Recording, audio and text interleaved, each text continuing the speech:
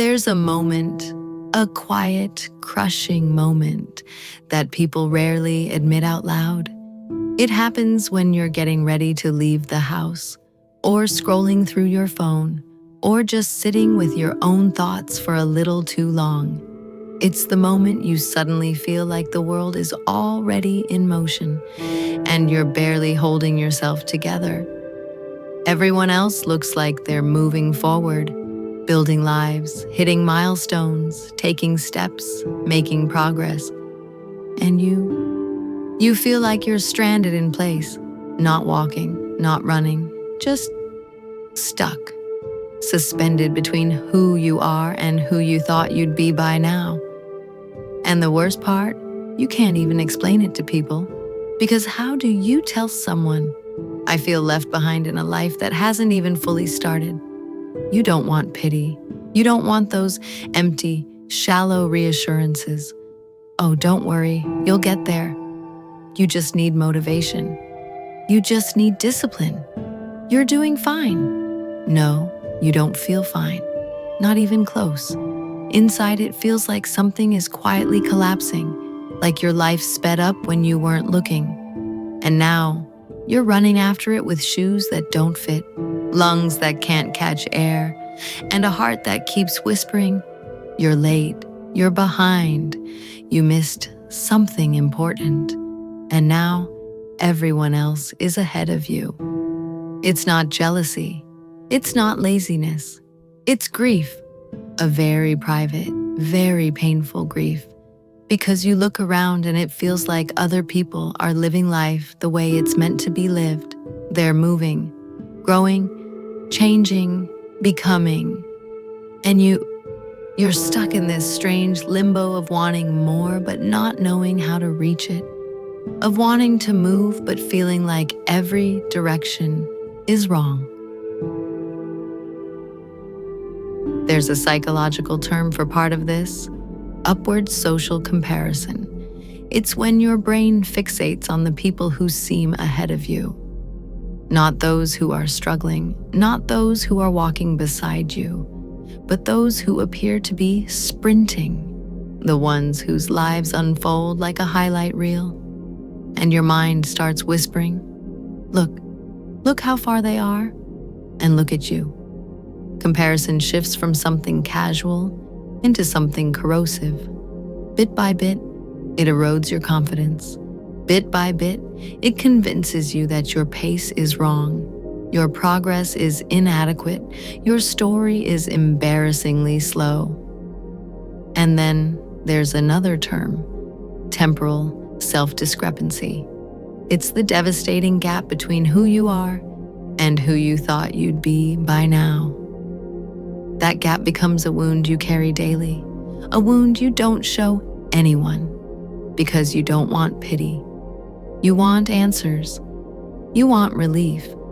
You want to stop feeling like your life is slipping away while you're stuck, frozen, unable to catch up. And speaking of frozen, this feeling has a nervous system root too. It's called the freeze response.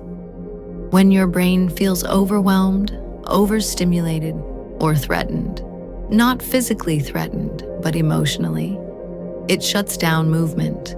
You don't run, you don't fight, you freeze. Stillness becomes protection. Hesitation becomes safety. Delaying becomes survival. So no, you're not behind because you're lazy. You're behind because your mind is protecting you from pain you haven't had space to heal. And then there's something else, something deeper.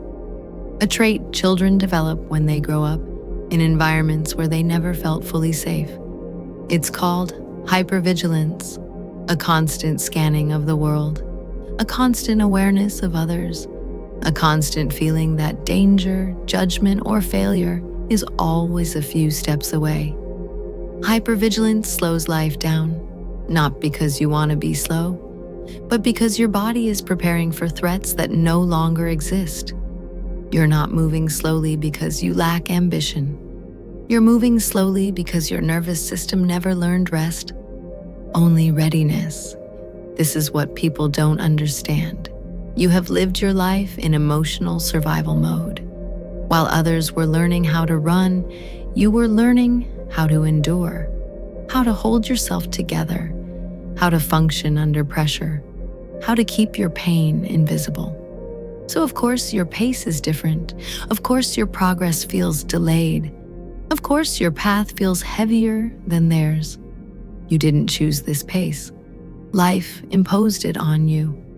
And yet, despite everything, you wake up every day with a small, fragile hope that maybe, just maybe, you'll catch up someday. You'll find your direction. You'll find your rhythm. You'll find a version of yourself that doesn't feel like an apology. But then, you see someone else succeed, and that hope suddenly collapses in on itself. You feel left behind all over again. Like life is a train everyone boarded except you. Like you're standing on a platform with a ticket that doesn't work. There's a grief in that, a deep, aching grief, not for someone you lost, but for the version of yourself you thought you'd be, for the milestones you dreamed of, for the life you imagined would unfold. You feel grief for the person who believed time was generous, grief for the child who thought adulthood meant clarity, grief for the young version of you who was sure you'd be somewhere else by now.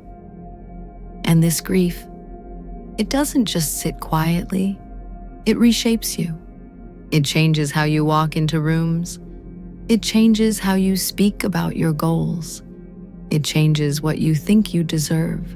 You might start avoiding opportunities, not because you don't want them, but because you fear you'll look unprepared, inexperienced, late.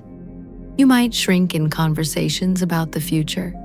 You might hide parts of your life because you're embarrassed by the slow unfolding of it. You might even celebrate quietly so no one asks why you're so far behind. And maybe the most heartbreaking part, you begin to confuse pace with worth. You begin to believe that being slow means being inadequate, that being behind means being less, that being unsure means being broken. But listen, lean into this part, because this is the truth your pain has been hiding from you. You are not behind. You are healing at a pace your soul can handle. You are carrying wounds others never had to carry. You are rebuilding foundations others never had to question. You are learning how to move through life without the anchors that weighed you down for years. Your pace is not a mistake. Your timeline is not a failure. Your story is not late. It's layered. It's complex. It's real. Carl Jung once said, "I am not what happened to me. I am what I choose to become." But what he didn't say, what people forget, is that becoming takes time, especially for people who were never taught how to choose themselves. You aren't late. You're learning. You're growing in the dark, in the silence, in the places no one applauds. And when you move, even if it's small, even if it's slow, you do it with a depth that people who sprint will never understand. You're not meant to run their race.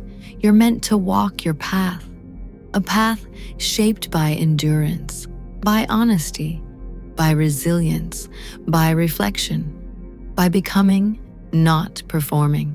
Your life is not behind schedule. Your nervous system, your heart, your mind, they're finally catching up to the idea that you deserve more than survival. You deserve a life that fits you, a life that honors your timing, a life that lets you breathe without apologizing. Imagine for a moment that your life is not a race but a garden. Some flowers bloom in spring, some in summer, some only after long, brutal winters. And the last bloom is never less beautiful. It's simply different. You are that bloom, not late, just blooming in your season. And when your season comes, your growth will be undeniable, because it will be yours, not borrowed from comparison, not rushed out of fear, not forced by shame. Yours. And if this message reached you, if you felt something soften or ache or tremble inside you, then don't disappear after this video. Don't go back into isolation. Don't walk this journey alone. Stay with this channel. Stay with this voice. Stay with people who understand the quiet, invisible grief of feeling left behind.